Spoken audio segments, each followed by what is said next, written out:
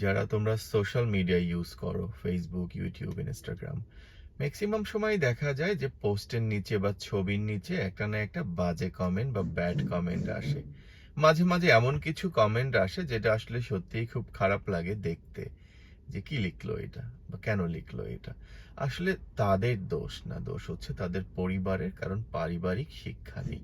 তাই তোমার জন্য একটা সলিউশন রয়েছে, সুন্দর করে তুমি তাদেরকে রিপ্লাই দিতে পারবে। বলছি, যখন দেখবে যে তোমার পোস্টের নিচে কেউ তোমার একটা ব্যাড কমেন্ট করেছে, হয়তো বা সেই মানুষটার ওইটুকু যোগ্যতা নেই যে তোমার জন্য এক গ্লাস পানি নিয়ে তোমার সামনে দাঁড়িয়ে থাকার, তার মানে তোমার পিয়ন হওয়ার মতো যোগ্যতা বা এডুকেশনও তার নেই।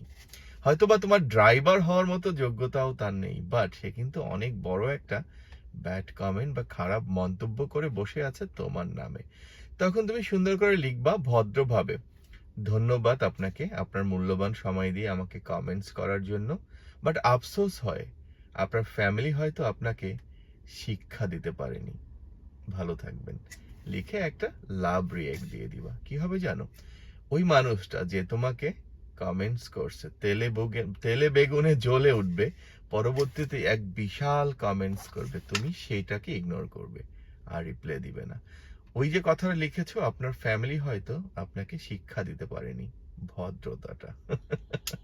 ওই জিনিসটাই ওর মাথায় নেক্সট 6 মান্থ থাকবে যদি সে শিক্ষিত হয়। আর অশিক্ষিত যদি হয়, কিছু মনে করবে না। এটা হচ্ছে একটা ভালো সলিউশন, এটাতে উপকার হয়। পরবর্তীতে তারা কমেন্টস করে চুপ হয়ে যায়, আমি দেখেছি। ঝগড়া করবে না, বকা দেবে না, শুধু সুন্দর একটা লাইন লিখে বসে থাকবে।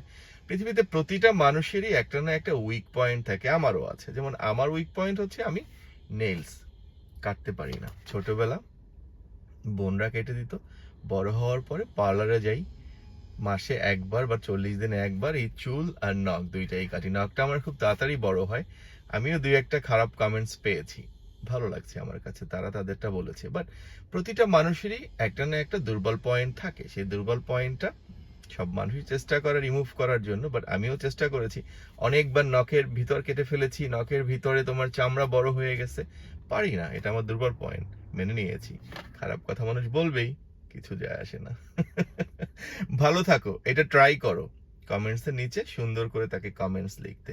সে শিক্ষিত হলে নেক্সট টাইম তোমাকে আর খারাপ কমেন্টস করবে না, আর অশিক্ষিত হলে তোমার অপমানেও সে কিছু মনে করবে না।